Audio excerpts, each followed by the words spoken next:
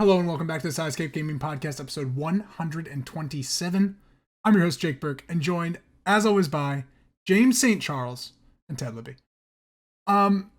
Ted, sit back and relax. Enjoy your vegetable garden behind you. James, let me ask you this like I haven't asked you this before. You playing any interesting indies right now? You know what, Jake? As a matter of fact, I am. Oh, wow. I am playing Dead Cells. We had to restart the show. That's why we're doing that. Okay. So you're playing Dead Cells. Yeah, playing Dead Cells. Haven't come back to it since, man, when did Dead Cells come out? Maybe like 2018? I was living in that one, the Sacramento. early X. Yeah, so I haven't played it since then. And just came back to it 2023 with the Castlevania DLC, which came out last week, 2 weeks ago, maybe? Or something, yeah. Very, very recent. And it felt like it was like lull. And then I read an article like Castlevania DLC is out. You got to play it. And I was like, okay. So $10 for the DLC, and I have my old save from 2018, and it still works. But you just go in and you start on the first level, like with any roguelite. You just start at the first level, and you find Simon, and he's like, "Hey, you got to come to my castle." And you go, and it's literally Castlevania setting with Dead Cells gameplay, which is That's what I think really cool. Which I think is what everyone wants. Yeah. You don't want to play Castlevania in Dead Cells. You want to play Dead Cells in Castlevania, I guess. So the setting's perfect. It's got little like secrets here and there. Yes, I'm having a good time, but I have not won a single run. It is difficult. So is it like Dead Cells where you're trying to find the next doorway to then enter into the next room? So so it's the same loop like that. It's just exact same Dead Cells loop, and then there's there's little power ups. There's mutations is a new thing that I think is with the DLC. So there's these little things that help out. You could be like a little bit aggro with the combo, or range, or just like regular Dead Cells, just little fun things. But I can tell it doesn't want you to win it right away, so it's just super hard. And you're climbing this castle, and it feels like forever. Yeah. You find Alucard, and he helps you out. It is. Oh, really that's fun. cool. Can you play so as far the anyone characters else? You're supposed to be able to play as other characters, and I haven't gotten to that point. Okay. So I want to play as Alucard and see if it's like Symphony of the Night or something like that, or what their abilities are. But you can play as all of them. Simon, Alucard, yeah. I can't wait to play this. I'm so excited. And playing on a Steam Deck like you were doing that's right. And that's all I was like, I was like, man, this is the best way to play it. Yeah. So I think that's the only reason I would come back to it, is because like it's great on Steam Deck, and a lot of indies are. Yeah. Surprisingly. Very cool. Excited. Yeah. Ted, that's what I've been playing. You said you had some indie game. What are you playing? Yeah. I started playing Wargroove again. I saw this on Switch last night. I was trying to input friend codes. I was like, Ted's playing Wargroove? Yeah, I started at Wargroove again after our discussion last week. Yeah. Because you said it had gotten redone. And so I was curious about it. And not too much to report. I'm just playing it. It's very pretty. Oh, I was like, I thought nothing got redone. They did some things, but overall, a lot of it's the same. Like you can add a checkpoint, which is really nice. So that's what I want. Yeah, when you get to a part in the story where you feel really confident, you can just be like, save checkpoint, and then you go back to that checkpoint whenever the weird campaigny stuff happens and you lose. Oh, interesting. Okay. Yeah, I don't know if I'm gonna beat it, but I'm having fun with it for the most part. You have to play it super conservatively, which is not how I'm used to playing strategy games. Yeah. Like if you experiment and screw up, you just lose. And that's like you can lose in a turn. And I remember this kind of from playing the last time. Yeah. A lot of that core stuff hasn't changed, where because they've made the turn-based Advanced War style tactics complicated with like units are stronger or weaker to certain other types of units, the game can swing really quickly in a direction that doesn't go your way. Or the opposite can happen where it feels like the enemy is just OP. So a lot of that stuff hasn't changed. But honestly, this is getting me very excited to play Wargroove 2. Wargroove is also on sale. It was on sale on Steam. It's now on sale on Switch. But I'm honestly just more excited to play Wargroove 2. Yeah. I think they could flush things out and make things just a little bit better, keep the same art style and charm, and have a really good game on their hands. I'm excited this just makes me excited for Advance Wars, for that to come back to. Yeah, now I'm just wanting to play Advance Wars. Yeah, absolutely. I have not been playing anything really at all. I'm waiting for Resident Evil 4. I'm kind of in a lull gaming. Do you know what day that comes out? Next Friday. The 24th? 23rd? 4th is a Friday, so 23rd maybe? So maybe it comes out the 23rd at like 9 o'clock. That's what Thursday probably 9, yeah. That's typical Very excited for this game. I'm very ready for this game to be one of my favorite games because it's supposed to just be a better it's the best of 2 in Village, right? So I can only imagine the culmination of new Resident Evils, which have been amazing. Every single one. So. Who's the main character in Resident Evil 4? Leon Kennedy. Leon. Okay. Where does Chris Redfield come from? He's Resident Evil 1. 1 and 5? He's in 5 too. 1 and 5, yeah. Okay, 1 and 5. Who's the male character in 2? Leon Kennedy. Leon. Leon is the same one from yeah. Oh. Leon. Claire Redfield is in 2, right? Yes. The girl is Claire Redfield. 2. Yeah. So there's like Chris's brother. She's looking for Chris's sister brother. Yeah.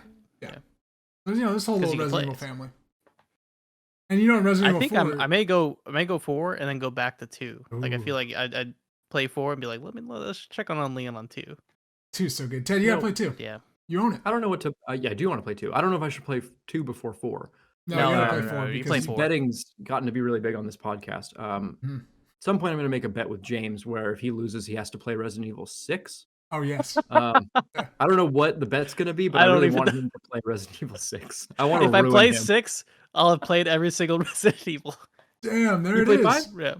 I played 5. 5 was like my first Resident Evil. Yeah, I was going to say, people have come around on 5. Yeah. I played 5. I love 5. Co-op was amazing. As a kid, it was one of the great. I remember logging into Windows Live. It was great. Yeah, I love 5. So yeah, and I know 6 is trash.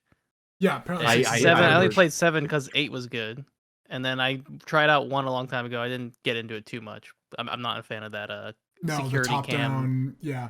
Controls, baby. No. All right. I respect it though. But enough about Resident Evil because this is the 127th episode of the Sidescape Gaming Podcast, where every Monday morning a new episode goes live on YouTube.com, and we're on Spotify. We're on Spotify. On Spotify, babe. Thank you, Ted. We're on Spotify. Yeah, you're welcome. Yeah. Search the Sidescape Gaming Podcast and on Amazon Music.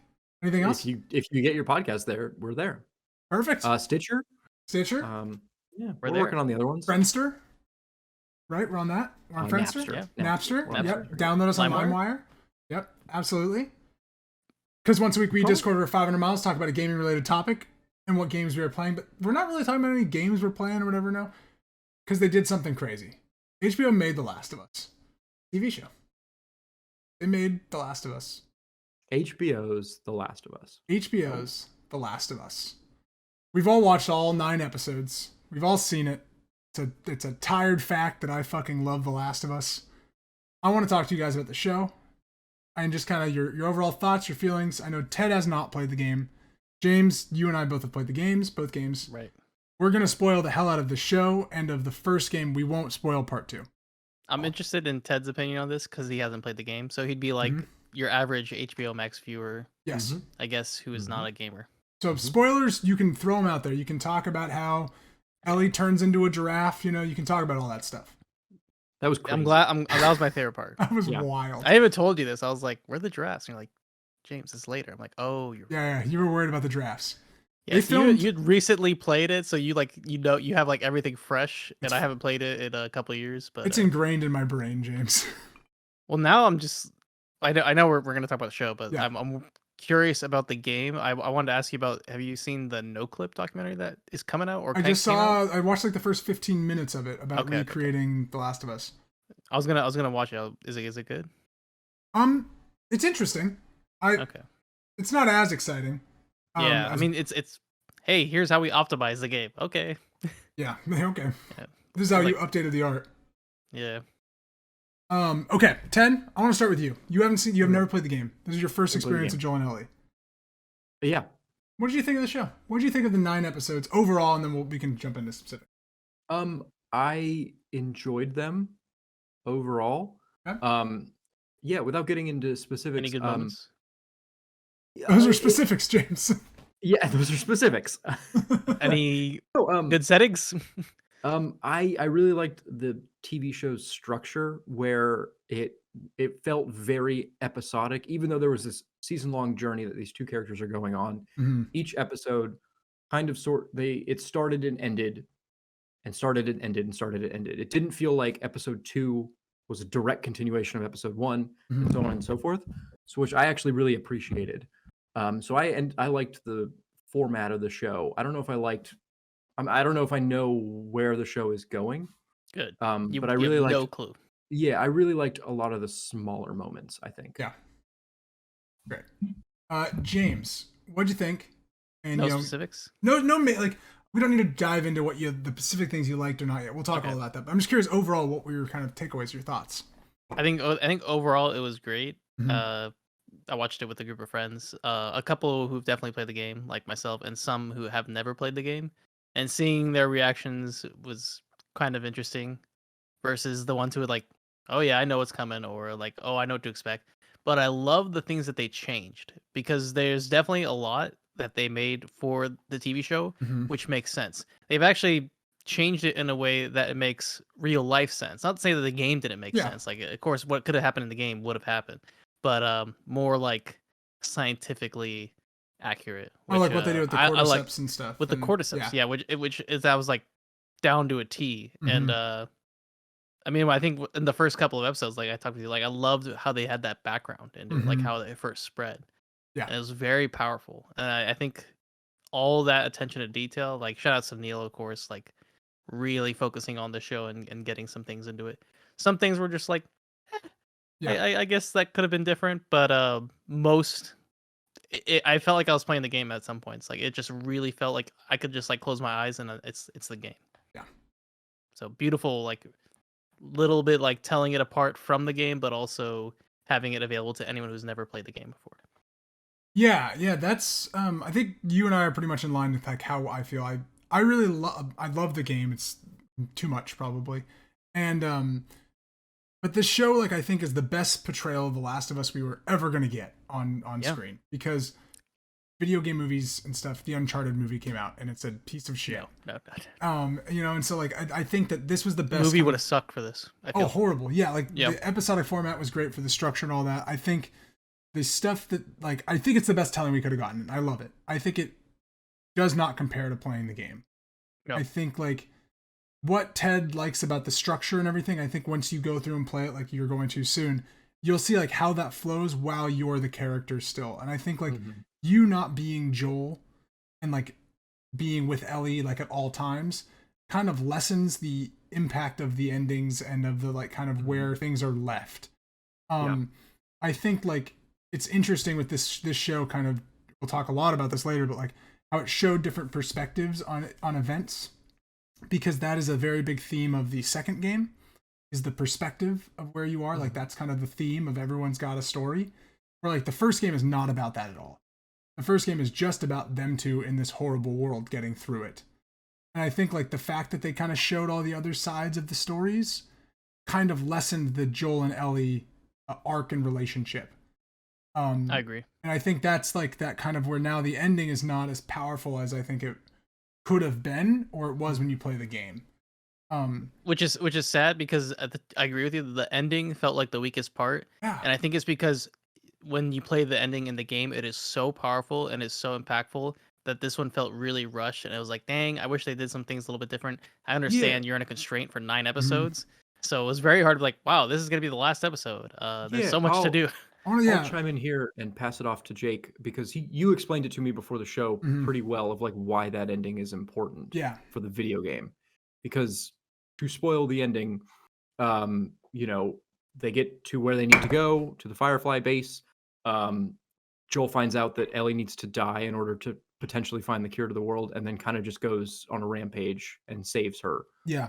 Which to me kind of felt like, and then kind of the show ends. And for me, watching that, the whole show was about Joel learning to love this character and going from kind of your cargo, which he literally says, like, you're nothing but cargo to me, to like, I care about you as a person. You're like a daughter to me. Yeah. And so for me, I was like, yeah, of course he's going to do that. That's not weird. But then Jake, you kind of explained it to me a little bit better. Yeah. So I think like The Last of Us, the reason I think it was so transformative for games and like people nowadays, it's overrated and stuff. And it's like, well, okay, yeah, looking at it now, it probably is. Skyrim nowadays is probably overrated. But like at the time, sorry. But like I'm just saying like nowadays, like, if you were to compare, if you were to put the bucket of Skyrim next to the bucket of Elden Ring, you'd be like, well, one's obviously a little better. Well, no shit. But like with The Last of Us, and like for me, like you are Joel in The Last of Us, the video game. And your mission, like all video games that are there before you, is you are given a task and you are going to go complete the task. And that is what you forever do. And the whole time you're on this game, your mission is to get Ellie to where she's going. In the game, to save the world. Yeah, so they're going to develop a cure off of Ellie. Ellie is immune to this virus, and they can develop a cure. There's a doctor that can develop a cure. In the game, it is much more. They can do this. It's not like even Marlene in the show is like, and he thinks he can. No, in the game, they're going to do it. Like they have audio recordings of like, no, this will work. Like we know this will work. It's not very like, I don't know, we'll see. But like you're Joel and your whole mission is to get Ellie to this place, and you get Ellie to this place and you're bonding with her, and the game did probably the best kind of bonding to a character a game has done. And then you get Ellie to the destination, and that is what you've done as a player. And then Joel decides, no, I'm taking Ellie. Like, no, Ellie's not going to die. And you have to do that. Despite if you agree with Joel or not, you as the player have to participate in this. And like, you have to kill the doctor. Like, you have to do this. And I guess you don't have to kill the nurses, though. You don't have to kill nurses. You don't have to kill nurses. Which doesn't make sense. But you don't in the game either. They just back off. In the game, the doctor always runs at you with a scalpel. Witnesses, I guess. I don't know. Hey, I always torture them with a flamethrower in the game. You know, just let them all burn. No, but like as a player, like you, and that was also like in 2013 was the kind of time where like everything had a choice. Mass Effect 3, right? Like, do you do the good thing? You do the bad thing. Like everything had a choice. But this game, there weren't choices. There wasn't like, do you save Ellie or you walk away? No, like Joel's gonna do this. And so like you as the player are doing it and taking control, and it's subverting what games were at the time too, and just telling you this story of this dude. And I think we're now used to that storytelling. TV has those stories where games didn't at the time, and that's why it was so impactful. And that ending is so human for what video games were at the time, where like everything's blowing up at the ending, you're fighting the biggest boss of all time and everything. We're like, no, this is just a human ending to a video game. And I think like, yeah, it's a show ending. And like, okay, he lied to her. That's kind of fucked up. But like there was impact and weight and stuff. So I think that's kind of, I don't know if that's lost or not because of where you are. That was long-winded, but that's kind of what I was talking to Ted about. No. And I think that's, if there's one shortcoming of the season finale, it is that like they do kind of add a lot of layers of doubt, where at no point in watching that last episode was I like, is he doing the right thing right now? Like, right. Like I wasn't disagreeing with Joel the character, because for the past 8 hours of television, I was getting convinced that Joel is a human being who cares about Ellie.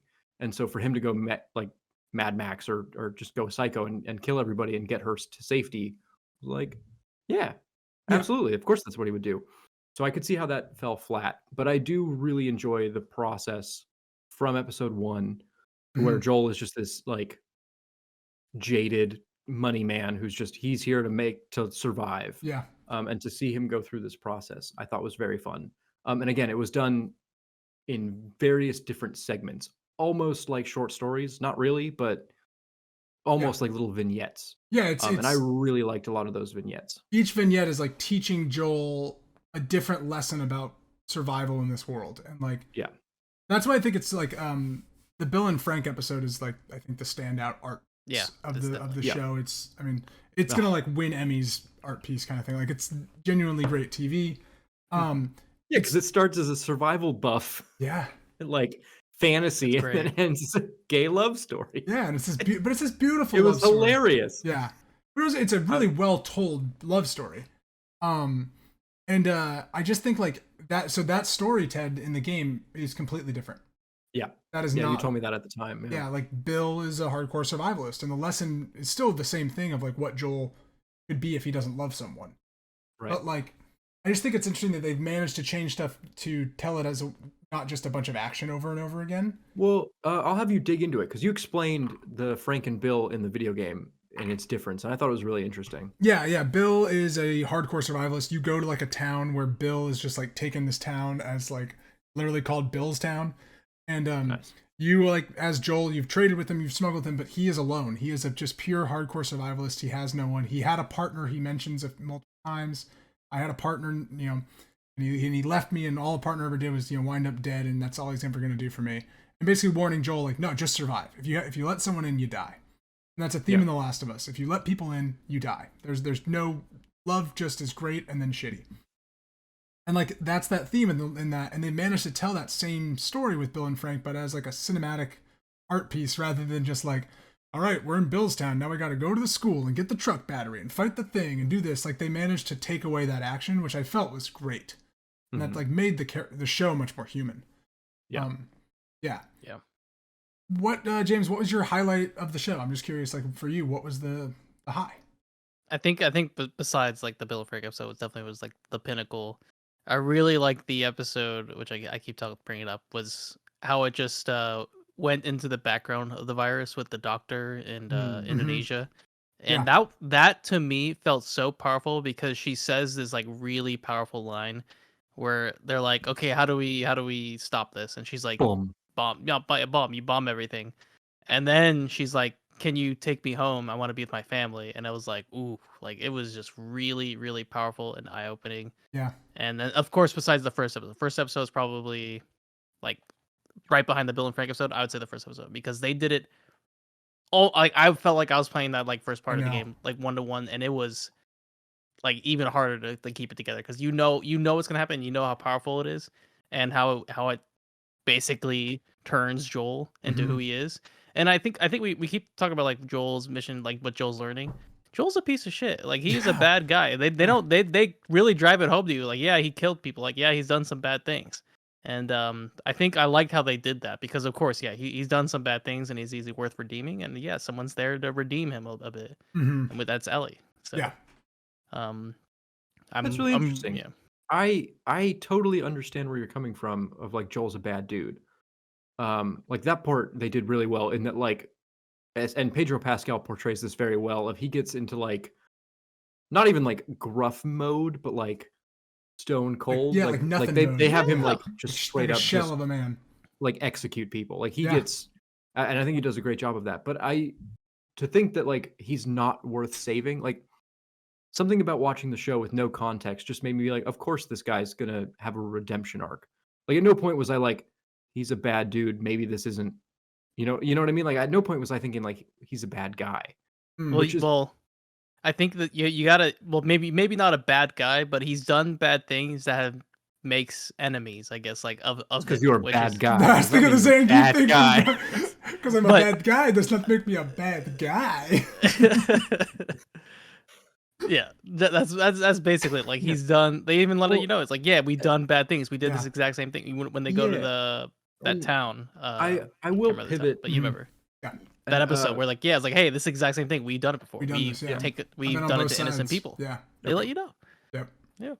All right, I have a thought, but I'll table it for after. No, go ahead. Oh, what's your thought? Oh, yeah. So one nitpick that I have, and I'll put it as my low if we're doing highs and lows, is that I didn't really like the show's post-apocalyptic world building. Like it set up the world really well. Yeah. Of like why this happened, this new spin on the zombie apocalypse. And I thought that was really cool. It was pseudoscientific and interesting and just different. And then 20 years go by and we live in this post-apocalyptic world where Joel has done some pretty bad things to stay alive. But they don't quite do a very good job of explaining the world we live in where there's a whole bunch of fascist city-states that exist, and then there's a whole bunch of people that kind of live under this rule of like survival, and it's tough out there. They don't really do a very good job of explaining that. As soon as you leave episode 2, they don't really have to because the story leaves the epic world building of post-apocalypse land and goes into Joel and Ellie just surviving on a road trip. But I will say when they brought in the larger like the Fireflies or this kind of nationwide rebel group, there's a whole bunch of these different city states that don't talk to each other, but there's always a Firefly rebel group. Yeah. Just they bring it back in and you're always kind of confused. At a certain point, I just let it go of like, that's not the point of the show. The point of the show is not to build Game of Thrones with zombies. We're not doing that. We're here for Joel and Ellie. Yeah. But I will say that I would like more out of what the post-apocalypse actually looks like. And I don't know if I'll get that from the game because again, it's not really the point. But I will say that as one little nitpick. You will though. You will. The game is definitely more built out, and the exploration is really there. And throughout the game, you're finding notes and like little environmental storytelling and stuff. Audio logs. Basically audio logs, but yeah, they're notes. Because there's, the post-apocalypse, Ted. There's no audio logs. Yeah.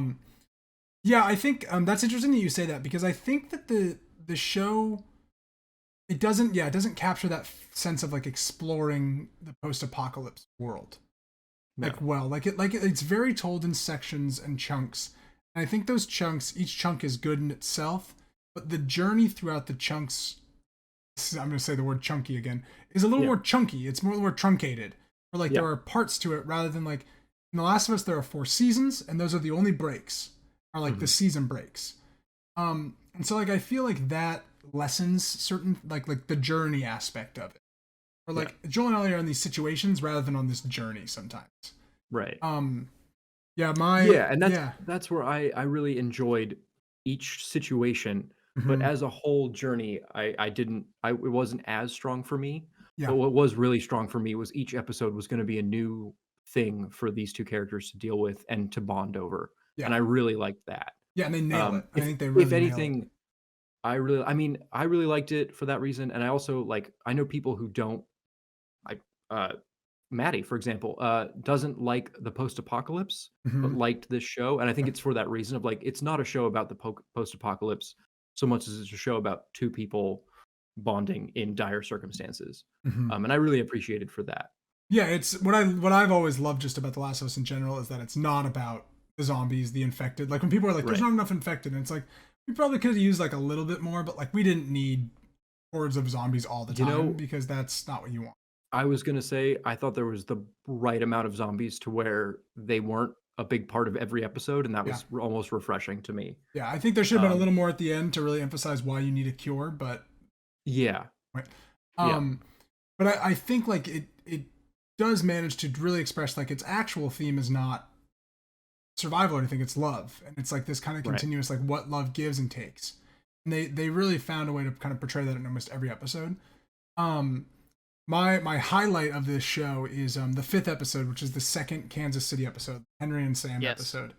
In the game, Henry and Sam, it's a lot longer of a section, but it's you are in Pittsburgh, you're running from these hunters. They're not a named group like they are here.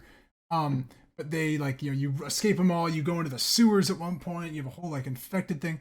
And they managed to put every part of that, every big moment of that section of the game into this hour of television that just felt so organic. I lost my mind when they're walking down that street and the sniper tries to shoot them. And Joel's got to move around because in the fucking game, you have to duck a sniper and move around and get behind the sniper. And then you get the sniper. And then you as Joel are sniping things. And I was like, oh my God, I got the sniper. And then he's sitting up there and he's covering them with sniping. I'm like, this is... Yeah. They literally just were they get chased. Then now he's this it was there was such love. And they at one point they go down into the basement into the sewers. And in the sewers, they come across this rainbowed door. And it's where this little civilization was. And in the games, one of the highlights of your exploration is this sewer. And this whole story of this man named Ish. And Ish leaves these notes all throughout the sewer about how he and this group survived together and then died together. And they managed to fit that all into this episode. It was done with such love and care that I was what I've told people is it's the best piece of Last of Us television you ever could have thought you were going to, because they just nail it.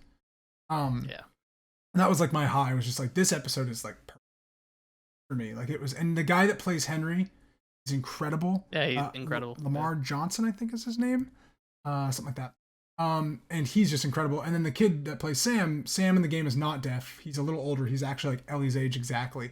I love that they changed his character to being deaf and really having to rely on his brother even more. I just felt every performance was just great. And then the ending of that episode is as poignant as it was in the game, because it's just such a moment. The zombie horde part of that episode too was spectacular. Yeah, actually really good zombies. Yeah. Oh my God, James, the little girl. So the girl, you always think about, because I actually had, when I was watching with some friends, they were you never really think about in the game the child zombies, and they really emphasized it in that episode. And it's that little girl was creepy as shit. That little girl was scary. Yeah, that was my highlight for me, and I felt they nailed, Ted was saying, all those sections they nail them, man. And how they construct like the next episode where you go into Jackson, like that whole episode is entirely new content to the game. Because in the game, you don't ever go into the city. Yeah, you don't ever go. You just look. You can see it in the distance. Well, I don't know if I don't want to mention the part that is missing from the game that should have happened at that part, because I don't think it's as impactful. If you want to go and play the game, like that's what you should do. The dam. Yeah. So that whole part was cut out, which I think it's when I think about it, it's not. I think you can do what you're doing in Jackson. Pretty much establishes the dam. Going to the town, I think emphasizes the next season, which I think is what everyone liked. Everyone loved that.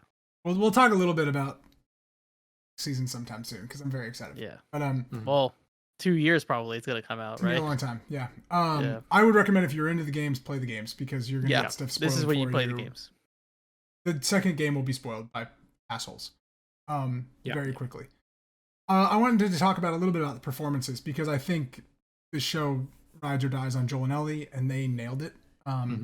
Especially Pedro Pascal as Joel. Oh yeah, did a fantastic job. And he's different. He's like really different than the Joel in the game. Like he's not like Joel in the game is a little more like he's a video game protagonist, right? He kills millions of people in this game, but like Joel in the show is like much more closed off, much like even more closed off than the Joel in the game. Like much less like there just around in general, which I think is a really interesting choice. And to slowly bring that back. Yeah. James, what was your low point? Do you have a low point? Do you have something that you didn't quite enjoy? I think there are some characters that I felt could have been a bit better. Okay. But as far as low points in terms of it's really hard to say it because like I feel like I was on such a high watching every episode that my low point would probably be the last episode, which sucks because it's like I felt like there's gonna be like there's a really deep ending that could have happened, or they could have done a little bit more into the next season, which they didn't do, or I really thought that they're gonna change it. I really thought they're gonna change it, but they went 1-to-1, and I am fine with that. Except it was if you are someone who's never played the game and then you would realize how rushed it is, and it's like I know it has impact, but it doesn't have that much impact as it did in the game. I'm not a screenwriter or anything, but it almost felt like there needed to be a third character just to point out for the audience Joel's decision. You know what I mean? Somebody needs to question him on his choice there, because obviously when you're playing Joel, you can do that for yourself because you're playing Joel. But when you're just watching Joel, you don't have that like doubt. You're just like, oh, he's the protagonist. Of course he's going to do that. Right. And I think that it's so funny that like that whole sequence in the game, like you're just going through like killing like 20-25 dudes like to get to Ellie. And I think like the way that they filmed it almost took away from like how they constructed it, filmed it, and like it was almost a montage. It's like a montage of him walking through killing people, and it's like that should have been the biggest like balls to the walls gunfight action scene of the show, of like him getting through this hospital to get to that girl. Rather than like how I just feel like how it was filmed took such away from it. Like it could have been, and I don't want to invoke the name, but like it could have been a very John Wick action scene, a very like desperate in a sense, you know what I mean? And like John Wick, you can show off this character's cold-hearted, stone cold badassery while also showing him struggling and barely making it. But instead, they did a lot of like slow-mo, and they did kind of a phase out, like everything's muffled, which kind of implies that like his morality is kind of gone for this moment. But it definitely made it feel like he's Superman video game protagonist and he can kill everybody and nobody can kill him. As opposed to this, like, I'm making a desperate choice here and there are consequences. I think like that really does take away from it. And I think like they needed to find a way, like while you're playing the game, you're picking up notes on your way to Ellie and these like tape recordings that like talk about the cure and like talk about all this stuff. And I think they really needed to find a way to weave that into that kind of action sequence of the show. And like while he's doing this, you're really reminded that they're really fucking this up. Like that he's being selfish. You mentioned it earlier that this show portrays this idea of a cure doubtfully. And that, you're right, that shouldn't have been a thing. That should be like, yes, this is definitely going to work. We're about to save the world. Our main character is now not going to do Why that. does Ellie have to die, Ted? So that we can live? No. But like, why do what they have to do? What is going to kill Ellie? Like, why does it kill Ellie? Well, what is it? The cordyceps is in your brain. Okay, and they so have to remove your brain. So you got okay, right. Okay, all right. So they got at least that. They mentioned that so quickly, so and fast. Yeah. Cordyceps in the brain.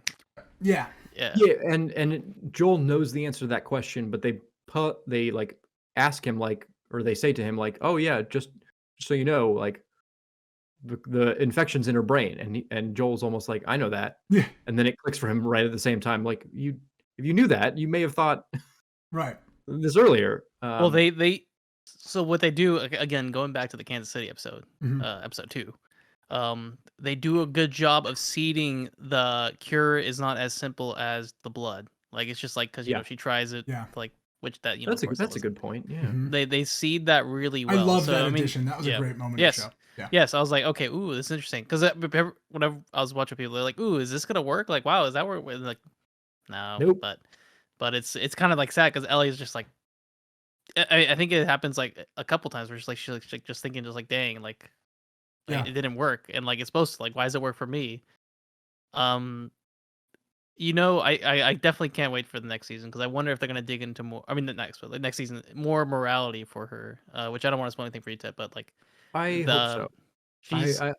She's gonna be a little bit older, so we'll see how the morality impacts her.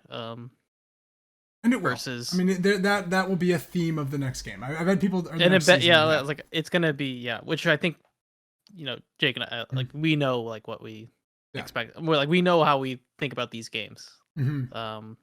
And they had this season perfectly. It's Joel.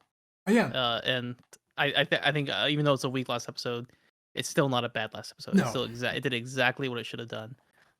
It will be fine once you can binge watch The Last of Us seasons altogether. I've got to rewatch like the first couple episodes because those are just.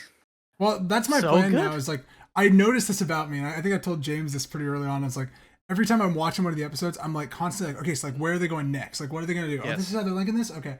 Every time I've rewatched the episodes, like I've watched almost all of them again, but not. I think like the last like 3 I haven't.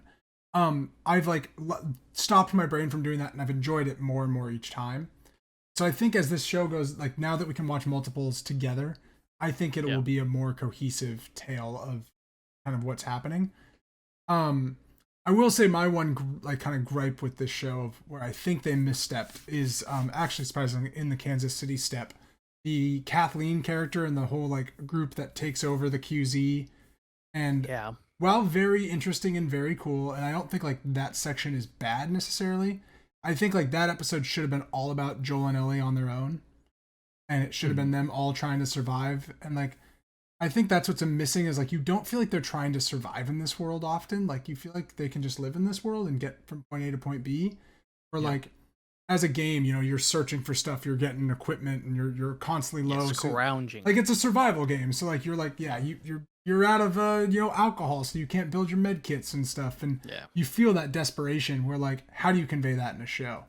And I think that first city episode of Pittsburgh in the game, Kansas City in the show, that should have been like just Joel and Ellie surviving like this onslaught of kind of crazy hunters like it is in the game.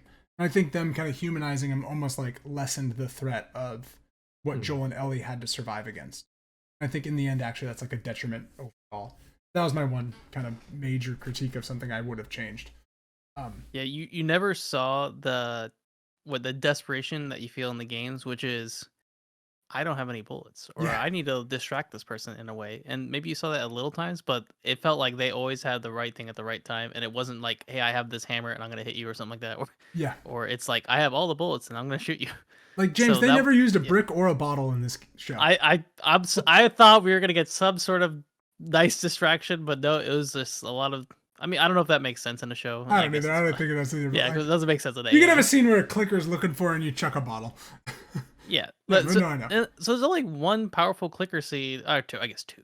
But like one where they fight click, like that Joel fights. The one is really good, and I thought I was expecting a little bit more, but not enough. Yeah, I thought they were gonna stumble upon some stuff, but definitely towards the end it was like, zombies, we don't care. Yeah, let's get them. Ted, what do you think of David?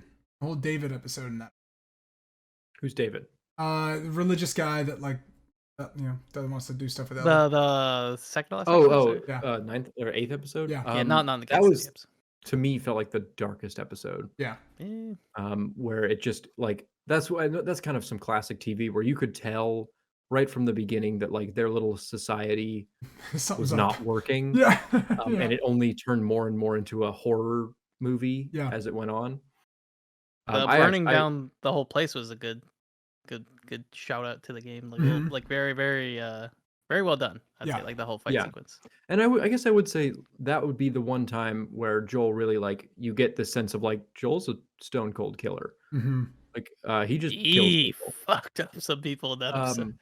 Yeah, but like and Joel's kind of stone coldness comes in waves where it did feel a little bit weird that he was just like the episode before he was being the most human he's ever been, and then he just immediately switches to video game character, and you're like, I mean, I guess.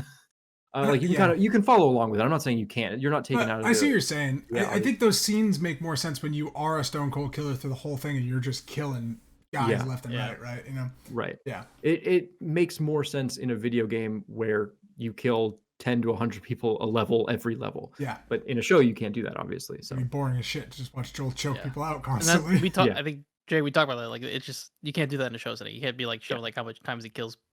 Right. So the way they did it is I think fine. Yeah, I think so too. But not as strong as the rest. I think it's hard to follow up such a strong beginning for this show and then like have these scenes come up and it's like, but Joel's coming. Yeah, I would say overall I really, really enjoyed it. My high was episode 3, the Bill and Frank story. Just because of how not related to a zombie apocalypse it was in this weirdest way. And it got us all listening to Linda Ronstadt, so Yeah. The music choice. I don't know if we talked about that. But the music is fantastic, especially in that third episode. The music overall, like they added some great songs to The Last of Us. Yeah. And the mall. We haven't talked about the mall at all. What'd you think of Left Behind? I didn't really like the mall episode just because it felt like a filler episode at the wrong time. So they had to put it in though. Left Behind is not in the original game. So the mall is the DLC for the game. So in the main story, that's just not in there. Joel, play the game, Ted. You're gonna have a great time. Yeah. The way they do the Joel is Joel dead sequence is I was so pissed that they didn't do it in the show because it's perfect in the game. Yeah. In the game, you kind of don't know if Joel's dead or not, and it's genius. For like a cutscene or two, and you're like, oh fuck, and then it comes back, and like they just like no, Joel's gonna be fine. He just got stabbed by a baseball bat. Yeah. There is a lot of I don't know if you'd call it plot armor, but you're right in that throughout the whole time, and this is kind of a detriment to the show, but it's not necessarily their fault. Of like you kind of know from between episodes 1 and 9, Joel and Ellie are going to be okay. But that's just kind of how TV works. That's not really fair on the screenwriters necessarily, but that is something that happens. Of like you know, there isn't really a time when Pedro Pascal gets written off the show in this season. Yeah, you think it might happen at the end, but you know, it's not going to happen in episode 7. Right. Yeah, no, I think that's very true. I think that's why this story plays better as a game, as a very great story told through a game. But like, because you're not going to die because you're the player. Yeah. And you know that Ellie's not going to die because like, unless you die all the time. I saw someone say there's a line where Pedro Pascal's Joel says like, I fail every time in my sleep. I keep failing her. I keep dying in my sleep. I keep failing. And someone's like, so that's like every time Joel dies and respawns in the game, it's him dreaming that he dies. And I was like, all right, you're getting a little too fucking deep with this one. Yeah. Okay, a little philosophical here now. Any final thoughts on The Last of Us show? Kind of and anything else you guys want to talk about before we kind of wrap this thing? I mean, watching the show just makes me really excited to play Mortal Kombat 2. Yes. Oh, come on.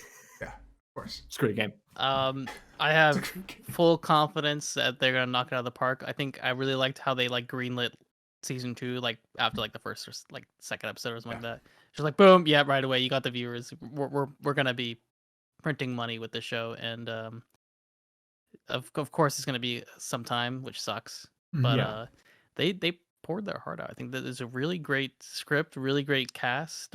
Pedro is fantastic. They couldn't have picked anyone better. I don't think. I also really like Ellie. Bella Ramsey was great. Like I sometimes close my eyes, it's her. Yeah. Also, speaking of Ellie, Ellie's voice actor as the mom, Ashley Johnson. Perfect. How cool is that? Did you know this, Ted? Oh, that is really cool. So I didn't know that. Ashley Johnson plays she was doing the Ellie's voice. mom, Anna, in the show, which is really that is really cool. Versus Troy's character wasn't as good. Like he was okay. Still cool. Yeah, I wish he was a little bit more important, but he was like David's. Yeah, he was buddy guy boy. That was like, hey, I want to kill that guy. Yeah. James, I think is his name. Like, it was James. Yeah, he was James. That's what I remember. Yeah. Yeah. No, I overall I think it's great. I think it's very cool that it's actually been very surreal that like all these people that I know just like at work and stuff now like are talking about The Last of Us. It's been like the weirdest thing for me. Is something I've been talking about for 10 years now, and now it's like, you know, this guy I work with is like, oh, so you watch the show The Last of Us? I've heard of it. Yeah. You got time. And then I show him my screen background. Have you heard the Firefly logo? And he's like, oh, you fucking dirk. But I think that for me is really cool. It's really cool that like my mom and my dad and stuff get to experience this story that I love, which is really cool. That being said, like I've said, it pales in comparison to playing the game. And if you are a video game player and appreciate stories told through games, play the game. I wouldn't play both say games. Watch the show. But play both games. And the DLC. And the DLC. And the Last of Us multiplayer game that's coming out this year. Yeah. Ted, I expect you to play at least 30 rounds of factions when you play and connect it to your Facebook, okay? Oh, The Last of Us 1 had it. Can we get a Last of Us Battle Royale yet? Yeah, the multiplayer that's what Last of Us Factions. That was the multiplayer. Oh, was that the multiplayer from the first one? Are you familiar with the Facebook connectivity that it dealt with? No. So you would connect your Facebook and then you were building this group of survivors. So like I would get Ted Libby on my group of survivors. But then if I lost like a round or I didn't get enough supplies in the multiplayer game, it'd be like, Ted Libby died of dysentery. It was like your Facebook friends were dying every time. But anyways, I loved it. Yeah, Ted. Yeah, I'm excited for season 2. I'm excited to play the game. If anything, this is just a great advertisement to play the game. Why do you think they remade the game? Yeah. So why do you think it's coming out in a couple weeks? Yeah. Oh, really? Oh. On PC. Yeah, I'm excited to play it on the PlayStation 4. Yep. And yeah, overall, really good. Yeah, really great show. Good. Really great show. Great acting, great all around. I'm very blessed. This is the version of The Last of Us screen. You could have gotten like a Netflix original, an AMC. I can't wait for this Amazon God of War. Paramount Plus. Well, we were supposed to get like a 2-hour Last of Us movie. Yeah. And it was going to come out in theaters with, Maisie Williams as Ellie, and it's like, all right. But thank God we're here. Never get a Tetris movie? Tetris movie? I really hope they get the L block and the line blocks character dynamics though, James, because those can be testy. Oh yeah. Those can be testy. The T-spin too. They got you have a great T-spin scene. There. Yeah, if there's not T-spin tension, I'm out. Yeah. All right. Well, thank you so much for watching the 127th episode of the Last of Us podcast, the Side Escape Gaming podcast. Wish we were the Last of Us. We are now the Last of Us podcast. Yeah. We're only gonna talk about the Last of Us. We'll be back next week to talk about the Last of Us yet again. Thank you guys so much. I'm very glad this is a show. It's fucking awesome. Watch The Last of Us, play The Last of Us, Ted, play The Last of Us, and part 2. Live The Last of Us. Live The Last of Us. Endure and survive, motherfuckers. Yeah. All right. Bye, guys. This is great. This is my Firefly logo. Nice. Nailed it.